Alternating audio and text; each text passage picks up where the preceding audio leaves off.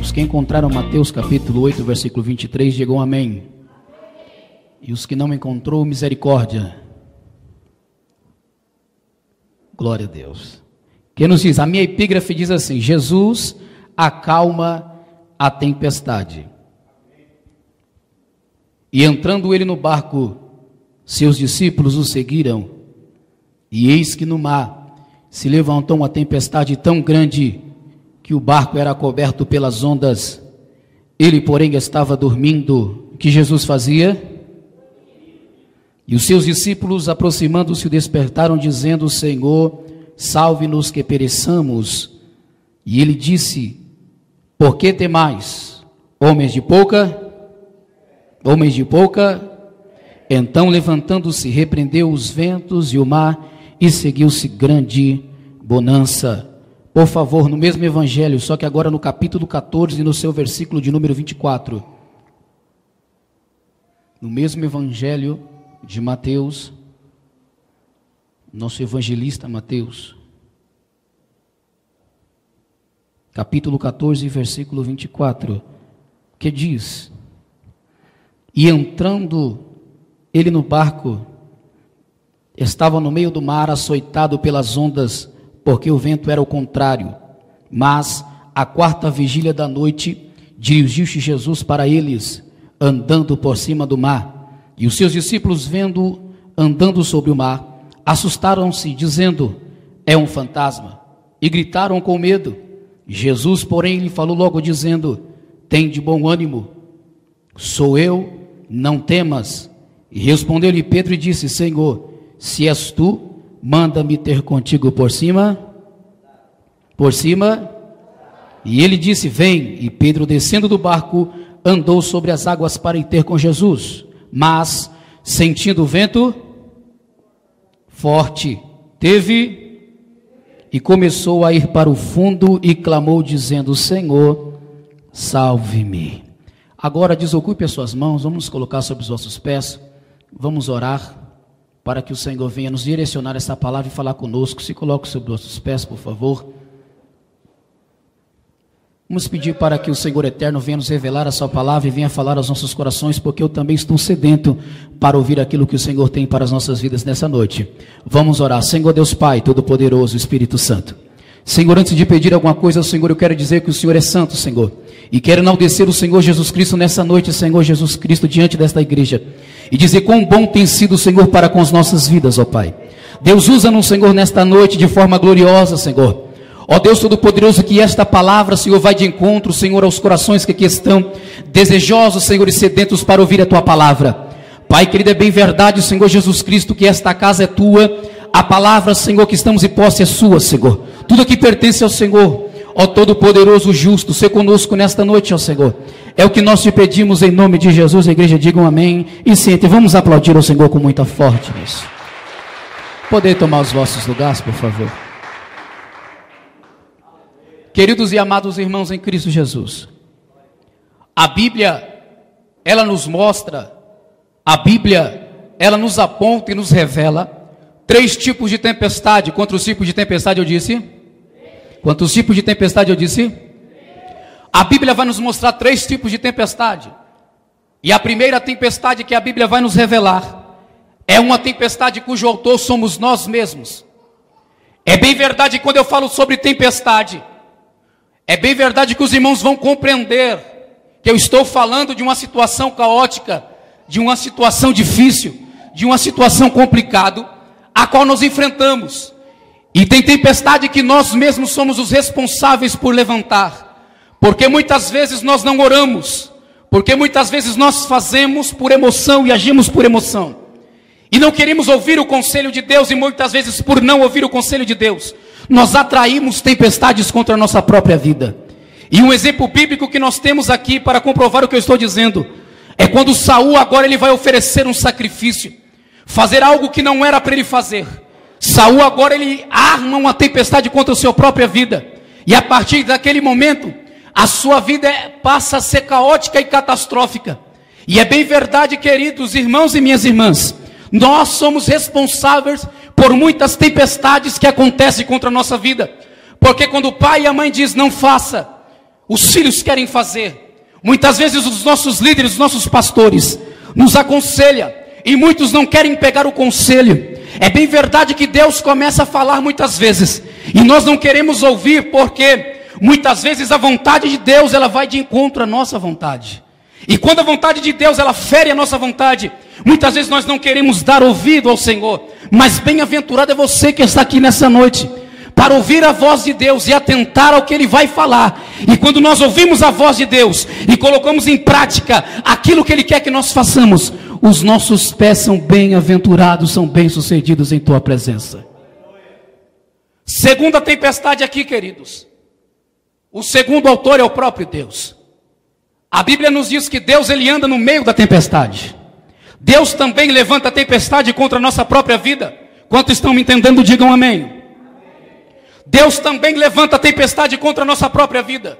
Porém, o objetivo da tempestade de Deus não é nos matar, não é nos ferir. Mas o propósito da tempestade de Deus é muitas vezes nos tirar de um estado de acomodismo, num estado de sono, porque muitas vezes nós paramos, nos estacionamos, e Deus muitas vezes permite a enfermidade chegar na nossa casa, Deus às vezes permite a porta fechada, Deus às vezes permite cada situação em nossa vida, para que nós olhemos para o céu, e reconhecemos que só Ele é Deus, e só Ele é o Senhor. Então Deus permite situações caóticas vir sobre a igreja, para que a igreja acorde e comece a evangelizar, e comece a fazer o trabalho, porque a igreja precisa crescer. E quando Deus começa a permitir esses ventos chegarem em nossa casa, querido, é para que nós olhemos para o céu e glorificamos e bendizemos o nome dEle.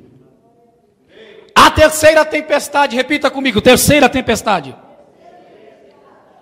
O terceiro autor aqui é o próprio diabo. O adversário das nossas vidas também levanta a tempestade. Só que o propósito da tempestade dos nossos adversários é parar os teus sonhos, é parar os teus objetivos, é parar aquilo que você tem depositado nas mãos do Senhor. Só que eu vim aqui como profeta para dizer para você que enquanto houver tempestade, haverá milagre de Deus na tua casa, haverá milagre de Deus na tua vida. Deus vai entrar com providência aqui, porque é uma coisa tão gloriosa aqui, queridos, que enquanto o vento soprar, Deus garantirá a vitória em nossa vida. Quantos acreditam? Digam amém. E é tão glorioso quando eu olho para a Bíblia Sagrada, pastores. A Bíblia vai nos dizer que Jesus ele inicia o seu ministério. Caminhando pelo mar da Galileia, Jesus chama os seus primeiros discípulos. E esses primeiros discípulos eram pescadores. Eram homens que conheciam o mar. Eram homens que estavam familiarizados com a pescaria. Eram homens que conheciam de pesca, de barco, de remo. E Jesus chama os seus primeiros discípulos. E a Bíblia vai nos dizer que Jesus dá uma seguinte ordem para os seus 12 discípulos: vamos atravessar o mar. E a Bíblia vai nos dizer que esses 12 discípulos entram no barco com Jesus. E eu já posso ver, queridos, os discípulos dizendo para o Senhor: mestre, o Senhor já curou, o Senhor já está cansado e fadigado desta caminhada no meio do deserto. Pode dormir um pouquinho aqui no barco, Senhor, porque de remo, de barco nós compreendemos e sabemos tudo. Passamos a nossa infância inteira aprendendo sobre barco. Pode dormir um pouquinho agora. E parece que eu vejo Jesus Cristo agora pegando no sono e dormindo, porque Ele era homem como eu e você. E a Bíblia vai nos dizer que os discípulos começaram a remar agora. Só que subitamente bateu uma tempestade tão forte. E este vento agora era o contrário, porque quanto mais os discípulos remavam, seus esforços e sua experiência de vida era inútil contra aquele barco, contra aquela tempestade que estava ferrenha. Primeiro tópico que eu quero trazer aqui nesta noite: os discípulos eles confiaram em si mesmos. Os discípulos confiaram na sua própria experiência de vida. E quantos de nós confiamos em nós mesmos? Quantos de nós confiamos na nossa própria força? Quantos de nós confiamos no nosso diploma? Quantos de nós confiamos em nós mesmos? Mas bem-aventurado é o varão e a varoa que confia no Senhor. E o primeiro erro dos discípulos aqui foi confiar na sua própria experiência de vida. Quantos nós conhecemos que outrora eram pastores, que eram presbíteros, que eram evangelistas, que eram apóstolos, queridos, e a tempestade veio contra a vida desses homens, e esses homens confiaram em si mesmos e não olharam para o céu, e hoje se encontram afastados da presença de Deus. Mas é bem verdade que Deus escolheu e marcou o encontro com você aqui, para dizer para você: nunca cometa este erro, nunca confie em você mesmo, nunca confie na sua própria experiência de vida, nunca confie na sua força, mas confie no Jeová Jirei, o Deus que tem todas as forças. Aí sim você será bem sucedido na tua caminhada. Mas o homem e a mulher que confia em si mesmo corre um grande risco de se estrepar, cair. E eu posso ver, queridos, olhando esse contexto tão glorioso, os discípulos remavam daqui, remavam dali. Só que é uma coisa tão gloriosa quando eu olho para esse texto: os discípulos não largaram os remos. Repita comigo: eu não vou largar. Foi muito fraco, eu não vou largar os meus remos.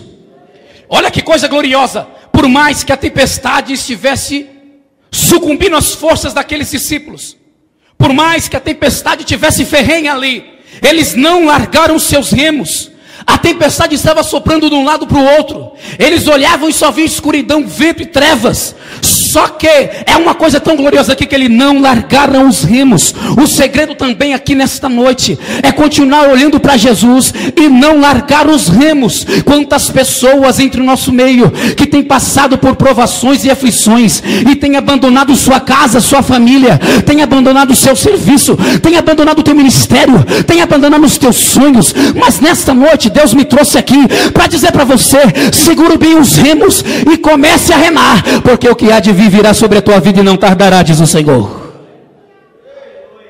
Os discípulos pastores não largaram os remos. Largar os remos aqui para nós é perseverar na oração, é perseverar em súplica diante de Deus, porque quanto mais nós seguramos nos remos, querido, aleluia, o vento pode soprar, mas a nossa força está depositada em Deus. E quando você está segurando bem os remos com força, não é pela tua força, mas é pela força de Deus, e você vai vencer essa tempestade. Tem muitas pessoas que entraram aqui hoje sofrendo tempestade em várias áreas da tua vida, mas eu vou dizer para você: aquele que acalma vento e tempestade, aquele que tem autoridade no céu e na terra, ele está aqui hoje para dizer para você: não temas, porque eu sou na tua vida. Quantos podem glorificar a Deus?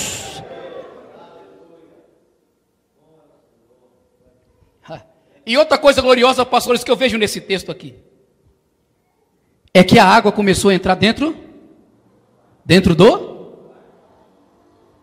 Quando eu vejo o mar na Bíblia às vezes aparece como um sinal do mundo. E eu vejo aqui que o mundo não pode entrar dentro do nosso barco. Nós não temos pacto com esse mundo, nós habitamos nesse mundo, mas somos peregrinos aqui. É bem verdade que Deus Todo-Poderoso pode nos abençoar de uma forma tão gloriosa, só que o nosso coração, a nossa vida, os nossos desejos não pode estar impregnado nessa terra, mas os nossos desejos, os nossos sonhos, todos têm que estar focados no céu. É por isso que esta água contaminada no mundo não pode entrar dentro do nosso barco e nos tirar o foco, porque se a água entrar no nosso barco, nós corremos um grande risco de afundar e perecer. Porque se o mundo entrar em nossa vida, vamos perder a primeira coisa, a visão do céu.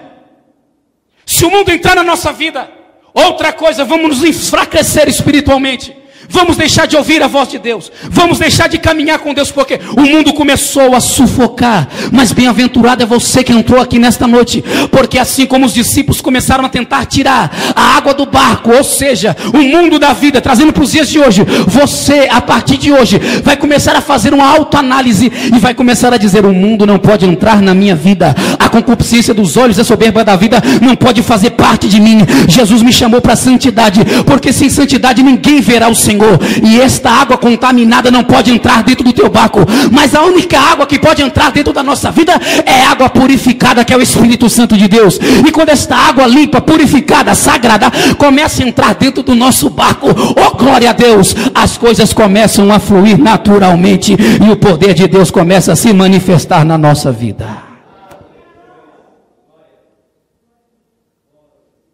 Queridos, quando eu comecei a ler esse texto e examinar as Sagradas Escrituras, eu me via dentro deste episódio.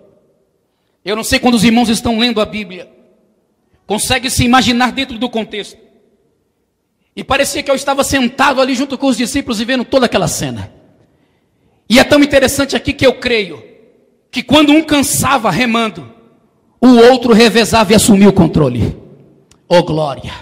Porque imagine se naquele momento tão difícil, eles decidissem brigar, dizendo: eu sou melhor que você, eu prego mais que você, trazendo para os dias de hoje, eu canto melhor que você. Se eu estou na frente do trabalho, eu fui mais. Mas não, naquele momento tão difícil, eles uniram as suas forças para poder prevalecer contra a tempestade. Sabe que eu vejo nesse contexto aqui? Uma comunhão para prevalecer contra a tempestade. Uma união entre os discípulos para vencer a tempestade. Sabe o que é isso aqui, queridos e queridas? Eu me uno a você e você me une a mim. Sabe por quê? Porque quando nós começarmos a remar juntos, aleluia, glória a Deus, a minha força vai somar com a sua força e nós venceremos. Aleluia. Se eu unir a minha força com você, nós seremos mais fortes do que o diabo. Mas é bem verdade que ele tenta separar a gente. Sabe por quê? Porque quando entra um desejo no nosso coração dizendo, cada um por si, Deus por todos, nós ficamos sozinhos. Mas quando unimos a nossa força dizendo, eu estou com você, pastor, pode contar comigo. Eu estou com você, minha irmã, pode contar comigo, porque a tua peleja é minha peleja. Aleluia. Quando você vencer, a tua vitória é minha vitória. Quando você chorar, o seu choro é meu choro também, porque o mesmo céu que você quer alcançar, eu também quero. Mas é bem verdade que no momento da tempestade, muitos querem escapar por outro lado, esnobar, aleluia, a aflição do irmão. Mas quem tem visão de Deus, consegue ver a necessidade do próximo, e dizendo, minha irmã, eu estou com você, está faltando o que na tua casa? Pode contar comigo. O que está acontecendo no teu casamento? Eu vou orar pela tua vida, e Deus vai dar a vitória. Sabe como é que a igreja prevalece? Abaixo de união, porque sem união nós não conseguimos prevalecer contra o mal. Mas se eu e você segurarmos bem os remos e dizendo, meu irmão, você não está fraco, aleluia, eu vou remar por você, meu irmão, a tua cruz está pesada, eu vou ajudar você a carregar, porque o princípio do evangelho é a comunhão que nós desfrutamos um para com o outro. O princípio do evangelho é o amor que nós compartilhamos um para com o outro, porque se não houver amor em nossa igreja, não haverá união, e se também não houver união, não haverá amor. E o princípio que os discípulos prevaleceram aqui é porque um ajudou o outro. Posso ouvir um glória a Deus? Posso ouvir um aleluia? O evangelho constitui de comunhão, de amor ao próximo. E é tão glorioso aqui, queridos, que eu posso ver esse texto aqui, uns remando e os outros tirando a água do barco. Tirar a água do barco é tirar o pecado da nossa vida, e quem tira o pecado da nossa vida é a palavra de Deus, porque conhecereis a verdade vos libertará. Aleluia. Quem liberta o homem é a palavra, quem cura o homem é a palavra, quem santifica o homem é a palavra. E é esta palavra aqui que está girando todo este corpo desta igreja. É por causa desta palavra que você vai sair daqui hoje falando, eu estou forte na presença de Deus, porque o pregador pregou naquela noite dizendo para mim segurar os remos. Eu estava quase desistindo e abandonando a minha família, eu estava quase desistindo e abandonando tudo, mas a partir de hoje as minhas forças foram revigoradas e revitalizadas na presença de Deus, e eu vou sair daqui remando, dizendo, eu vou chegar até o fim. Oh glória! E olha que coisa gloriosa, queridos, os discípulos remavam daqui para lá, só que eles se esqueceram de uma coisa: Jesus estava dentro do barco. Enquanto eles lutavam sozinhos, Deus, em sua onipotência, na sua onipresença, na sua onisciência, Ele estava vendo tudo. Mas a sua matéria estava repousando ali. E eu fico imaginando Jesus vendo o sufoco daqueles moços, tentando se virar sozinho. Muitas vezes nós estamos igual a situação dos discípulos, tentando se virar sozinho. Aleluia, Deus está falando com pessoas aqui. Não tente se virar sozinho. Clame a Jesus, porque Jesus está no seu barco. E Ele está pronto para te socorrer. Ele está pronto para te salvar. Está pronto para estender a tua mão. Aleluia. E te salvar de qualquer perigo. Você pode dar glória a Deus? E os discípulos, percebendo que não tinha mais jeito, aí lembraram que no barco tinha Jesus. Os crentes é assim. Só lembramos de Jesus na hora que a coisa está ferrenha. Só lembramos de Jesus, porta fechada, enfermidade. E começa aquele reboliço todo, amargura na alma, aflição. Aí nós lembramos que dentro do nosso barco está Jesus, pronto para nos salvar, pronto para nos resgatar. Se você já deixou Jesus dormir na tua vida, porque você está fazendo tudo por sua própria vista, eu te convido a você despertar Jesus e dizer: Senhor, assuma o controle da minha vida, não me deixe remar sozinho, porque se eu remar sozinho, é bem verdade que eu vou perecer, é bem verdade que as minhas forças vão esvaecer, mas se o Senhor remar comigo e assumir o controle da minha vida, tudo irá bem. Tudo irá bem, tudo irá bem. E olha que coisa gloriosa, queridos. Os discípulos agora chegam: mestre, tudo com vergonha. Mestre, não incomodas, não importas que nós perecemos aqui? Jesus levanta, primeiro olha para eles: homens de pouca. Todo o sucesso do crente se baseia no tamanho da sua fé.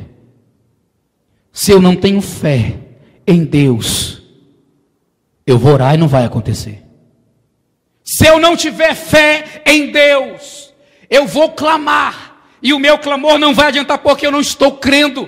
Mas é bem verdade que nós, como servos de Deus, não andamos por vista, mas andamos por fé. E a sua fé precisa ser exercitada, porque a fé é um dom também. E você precisa hoje sair daqui acreditando e dizendo: meu Deus, a quem eu sirvo, criou o sol, está acima do sol. O Deus que eu sirvo, criou a luz, está acima da lua. O Deus que eu sirvo, criou as galáxias, criou as estrelas. O Deus que eu sirvo, criou tudo, me criou. E o Deus que eu sirvo tem poder e autoridade para salvar minha família. O Deus que eu sirvo tem poder e autoridade, aleluia, para curar os meus que eu tanto estou clamando. O Deus a cujo eu adoro, estou participando do culto, tem poder e autoridade para silenciar qualquer tempestade. Ah, meu Deus do céu, porque Jesus está acima de qualquer tempestade, Jesus está acima de qualquer problema, Jesus está acima, oh glória a Deus, de qualquer impossível, porque não há impossível para Deus. Porque operando Deus, quem impedirá? Você pode dar glória a Deus, você pode dar aleluia.